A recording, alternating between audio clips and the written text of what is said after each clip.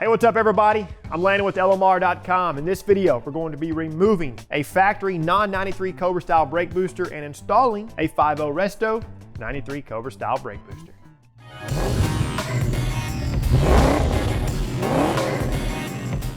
Now I'll be the first to tell you, installing a 93 Cobra style booster into a Fox Mustang isn't the most fun thing to do because of the overall physical size of the 93 Cobra style booster, but it's one of those things. It is what it is. Also, instead of going down the rabbit hole and explaining the differences between the two boosters, this video is going to be focused on factory booster removal and 93 Cobra style booster installation. If you want to know more about a 93 Cobra style booster, please check out the review video in the description. So depending on what you're doing with your car will dictate how the installation process goes. You're either going to be in the middle of upgrading rotors and calipers, whether it be to a 4-lug rear disc or to a 5-lug SN95 front and rear setup and installing a new master cylinder, or you're going to be like us where everything is already installed and in place and all you're doing is installing a 93 Cobra style booster. Regardless of where you're at, this video will help provide a very detailed explanation of booster removal and 93 Cobra style booster installation. For what it's worth, we will be working with our 93 silver hatchback, so a few of these steps will differ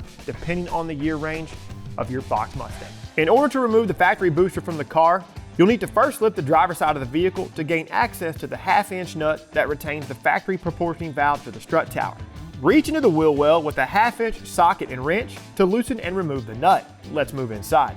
Now there are a few different ways to go about removing the booster to firewall retaining nuts because of the location of the hardware. You can either use an assortment of tools to remove all 4 of the retaining nuts or remove the lower dash trim so you can insert a long extension in a 9/16 socket. Whichever route you take, I would recommend that you remove the seat for optimal working room. Go ahead and remove all 4 of the retaining nuts. Remove the cotter pin and spacer using a small pry bar or flathead screwdriver. Remove the brake light switch from the pedal. Go ahead and carefully remove the actuator rod from the pedal. Inside the engine bay, disconnect the electrical connection on the master cylinder and feed it through towards the fender. I would also take this opportunity to disconnect any other electrical connection or component in this general area and position them out of the way as best you can. Carefully remove the check valve from the booster and reposition the hose. Locate the 2 master cylinder to brake booster retaining nuts. Loosen and remove both of these nuts with a 9/16 wrench.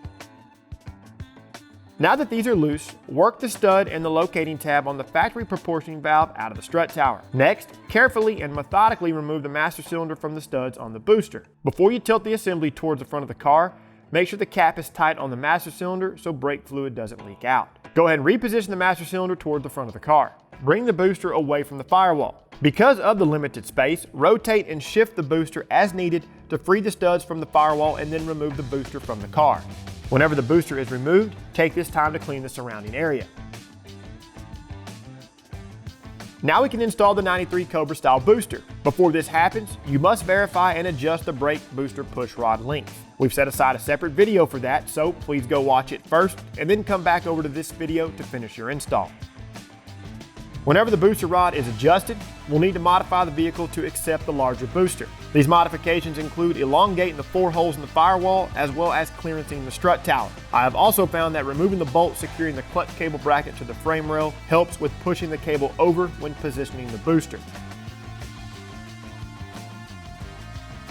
I would recommend that you start with elongating the holes in the firewall first and then test fit the booster before clearancing the strut tower. For reference purposes, we show a dead blow hammer, but depending on how much clearancing is needed, you may need to use something with a little more emphasis if you know what I mean. Whatever you do, use all means necessary to ensure that you don't damage the painted surface. Position the booster into place. This particular car here cleared the strut tower, but it did need a little persuasion to get past the holes in the firewall.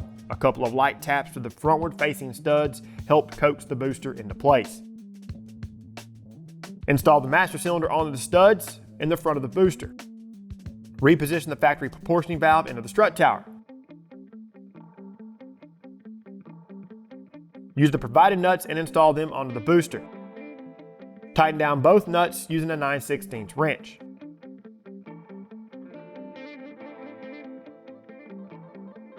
Reconnect the vacuum line to the check valve on the new booster.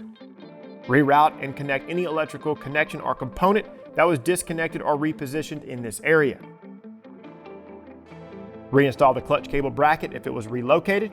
and tighten the retaining bolt. From within the fender well, reinstall and tighten the retaining nut for the factory proportioning valve to safely lower the vehicle. Install the provided bushing into the actuator rod on the new booster. Position the actuator rod onto the brake pedal. Reinstall the brake light switch, spacer, and cotter pin.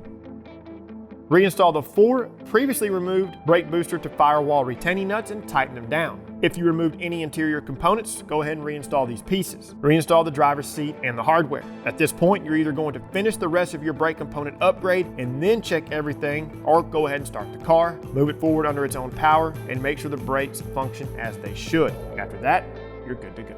All right, folks, you did it.